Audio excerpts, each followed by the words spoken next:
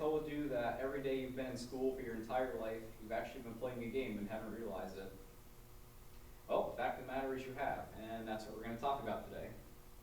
Our topic of discussion today is something called the pedagogical cycle. As you can see over here, there are 4 steps to the pedagogical cycle.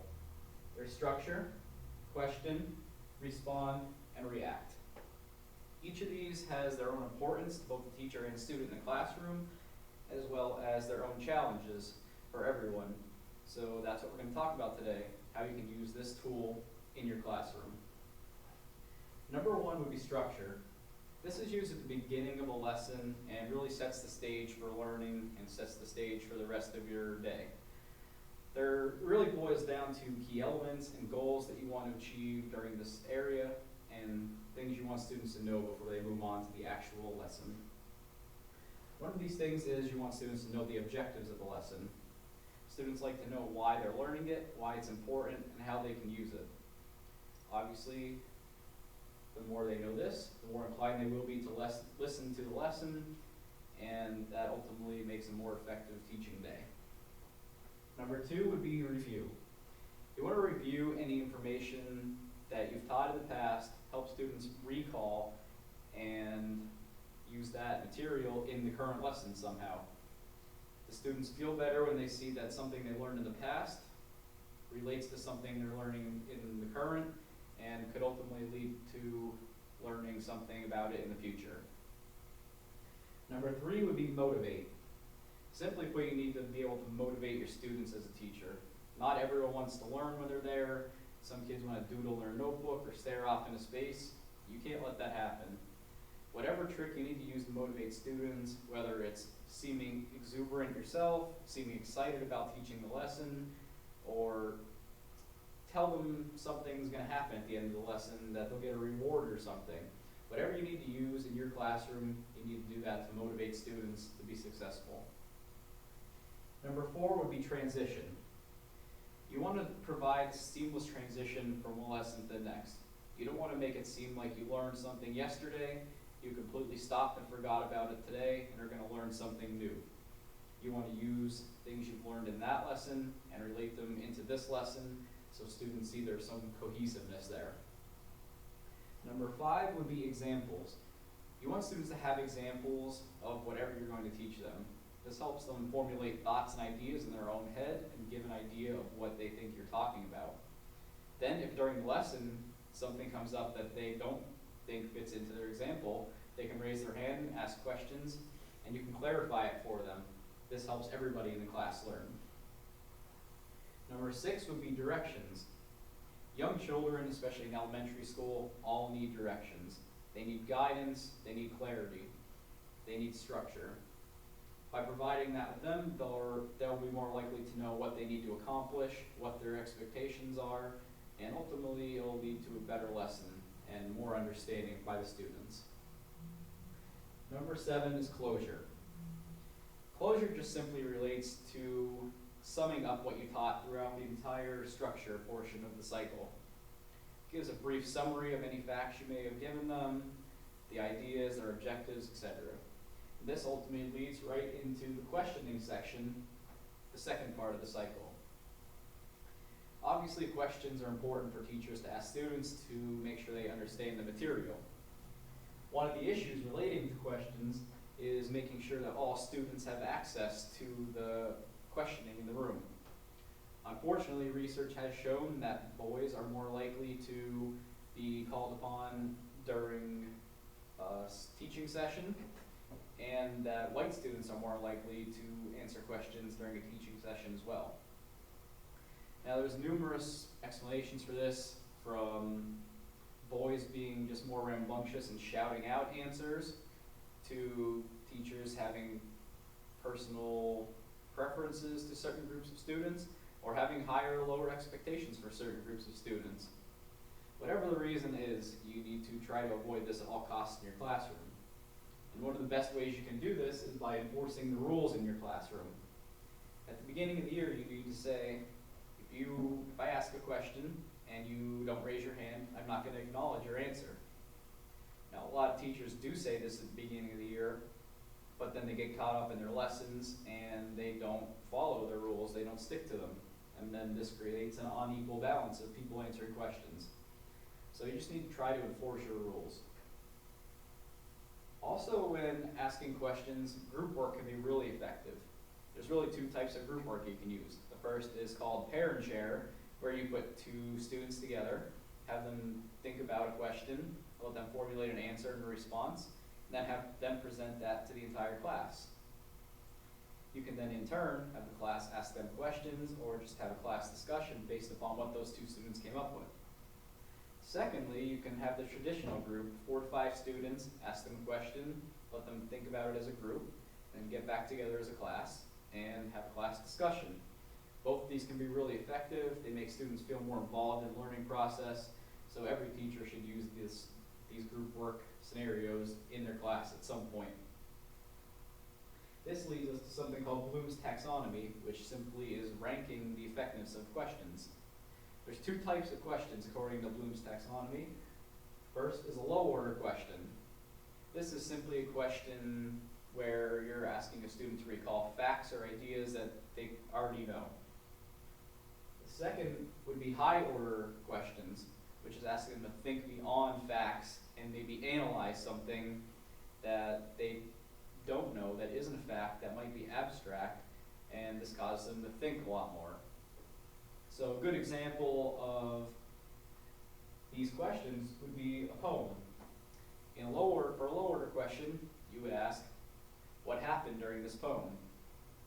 A high order question would be, analyze the true meaning of what you think the poem means. So you can see which one would be a more effective question.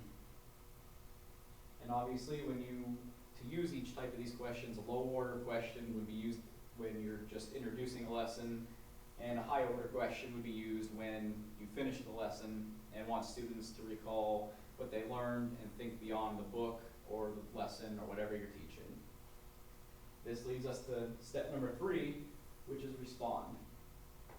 Students need to respond to your questions so that you can determine whether they have actually learned the material or you need to teach it again or in a new way. One problem with the response portion of the cycle is teachers want to jump the gun on chiming back in after they ask a question. It's been shown that teachers generally ask a question and give students only about 1 second to respond before they move on to another student or answer their own question. Now we all can see that that's really not helping anybody learn at all. So it's really important to give students a chance to think. And the way to do this is teachers have to increase their wait time, which is simply the amount of time they wait between asking a question and speaking again. So there's really 2 key times during the lesson at which you want to increase your wait time. The first of these is after asking a question. Once you ask a student a question, especially a high order question, you want to give them time to think. They need time to think about their ideas, recall, and formulate an answer.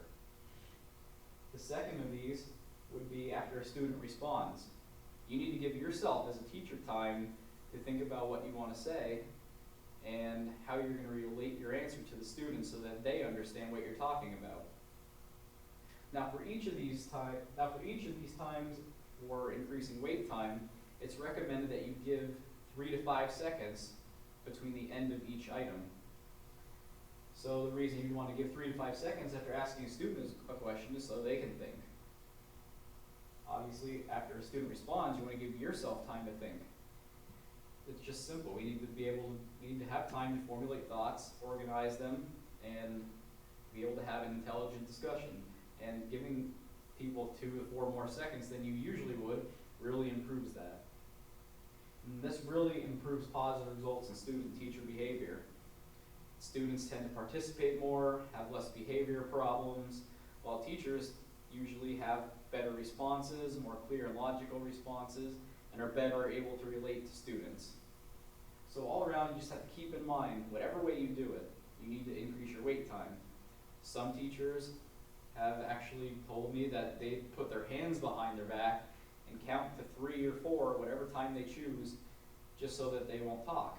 Other teachers have actually said that they put their hand over their mouth like this so that they know not to talk during that 3 to 5 seconds after they ask the question or receive the response. Little things like that can just help you be a much more effective teacher in the classroom. So moving on to the fourth item would be the reaction that you give to students after they respond. Now, we've all had teachers who just aren't very good at responding to student questions or seem uninterested. And this is a real problem because incorrect teacher responses to students can really confuse them. You want to be able to give clear, concise reaction and feedback so that they know what they did right or what they did wrong.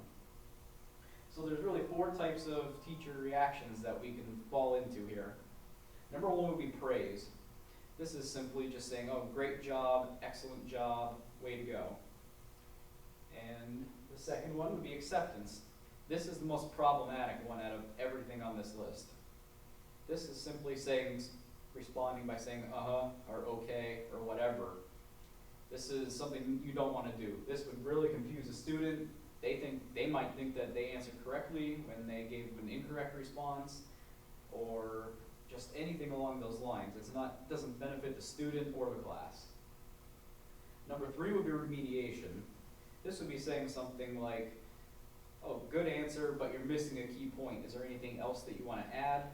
This can be really effective in the classroom because they realize that they've done a part of it right, but they're just leaving out a specific piece. And maybe they can go back and think about what that piece is. 4th, you have criticism. There's always going to be that time when there's a student who's just totally wrong on the answer in class, and you're going to have to tell them. It's harsh and it might hurt their feelings at times, but you have to make sure you do it delicately, but stern enough that they realize that they were incorrect. So specific feedback is obviously going to be the best method here. For example, when you give praise, you want to say, great job, you did this right. Or if you give criticism, oh, that's not right, you did this wrong. So the student knows what they did wrong or what they did right, and then they can work on that and not make the same mistake again. Everyone wants specific feedback and constructive criticism, so the best way to do that in the classroom is by just telling them what they did right or wrong. So to close out the lesson, I would just like to do a brief demonstration of the pedagogical cycle, a short example. So we would start off at the structure section here. The teacher would introduce something and they would say, okay, so squares have 4 sides and 4 right angles. They would then ask a question. They would draw a shape on the board such as this. They would say, is this shape on the board a square? A student would respond and say, yes, that looks like all the sides are equal. The teacher would then say, they would react and say, very good, that is a square on the board. All sides are equal and there are 4 90-degree angles. So that's a really basic example, but you can see how it would be used and applied to other areas of education as well. So you can see that anything such as a simple cycle like this, really a game actually, that you don't even realize is happening, you can just use this in your classroom. It'll generate class discussion, it'll improve classroom effectiveness, and it'll just make teaching a lot better for everyone in your classroom.